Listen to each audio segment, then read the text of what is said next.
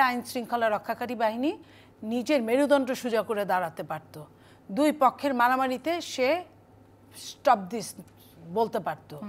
সে ওখানে মারামারি মার্ডার হওয়ার আগে অথবা চরম ইনজিউর হওয়ার আগে তাকে সেভ করতে পারত।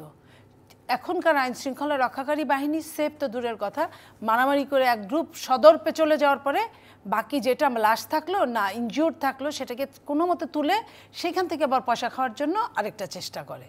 এটা তো আমাকে প্রশ্ন করলেন আমি কেন ফেল করলাম, আমি তো বলতে পারবো না। আমি রেজাল্ট ভালো, আমি পড়ালেখা করি, তারপরে ফেল করলাম কেন আমি তো জানি না। কারণ পরীক্ষা নিয়ন্ত্রক যদি অনিরপেক্ষ হন তাইলে আমি জানি না, অথবা পরীক্ষা নিয়ন্ত্রকের যদি অন্য অন্য অনেক হিসাব থাকে যে হিসাবের মধ্যে আমি পড়ি না, সেই হিসাবটা কি?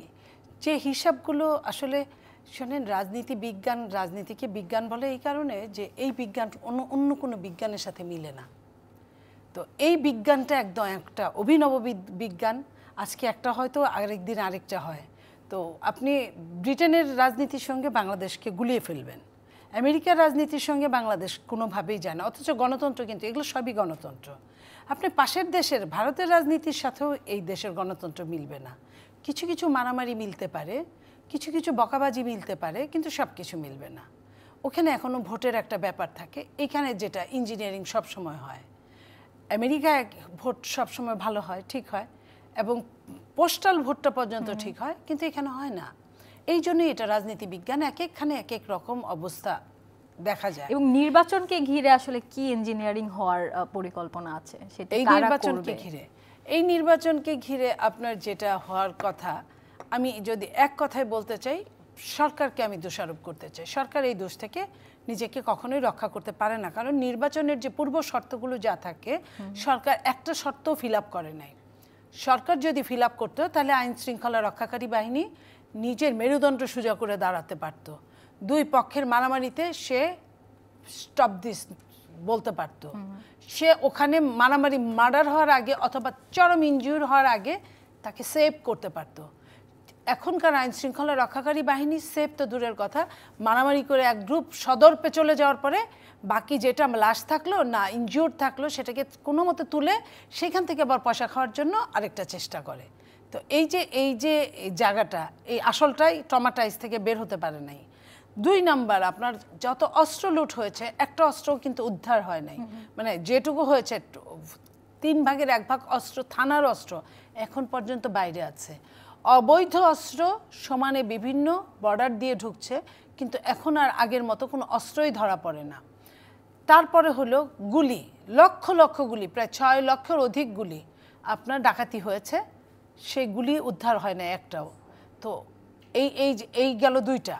3 নাম্বার আপনার প্রশাসনের যেভাবে রদবদল হয়েছে, এটা নির্বাচনী রদবদল না বলে সরকারের বিশেষ ক্ষমতা বলে বিশেষ চোখে দেখার জন্য রদবদল হয়েছে। কারণ প্রশাসনিক নির্বাচনী রদবদল হতে গেলে আপনার ইসির আন্ডারে হতে হয়। আমরা এটা না দেখে আমরা সরকারের আন্ডারে দেখেছি, এবং এইখানে লটারি হচ্ছে। নির্বাচন আশা করছেন? আমি অবশ্যই করছি না।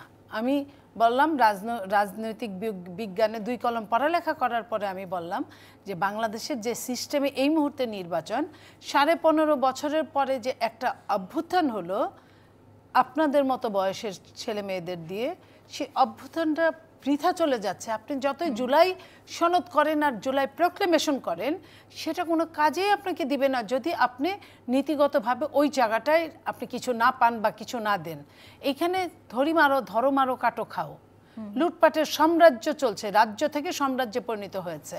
তো এইভাবে একটা দেশের নির্বাচন, যখন নির্বাচনের ডামাডোল বাজছে, তখন আপনার কিভাবে নির্বাচন হবে, একটা আসনের একটা জায়গায়, একটা থানার একটা জায়গায়, লাইক আমি ভাঙার কথা বলবো, ফরিদপুরের সীমানা নিয়ে, মানে ইলেকশনে নির্বাচনের সীমানা নিয়ে দ্বন্দ্ব করে যখন চরম অবস্থা, পুলিশ দাঁড়িয়ে থাকলো, কিচ্ছু বললো না এবং কিছুই করতে পারলো না সেইখানে, তাহলে 300 আসনে যখন নির্বাচন হবে তখন কি করবে? তখন কি হবে? নীলুফার চৌধুরী মনি, ধন্যবাদ। আমরা এটিও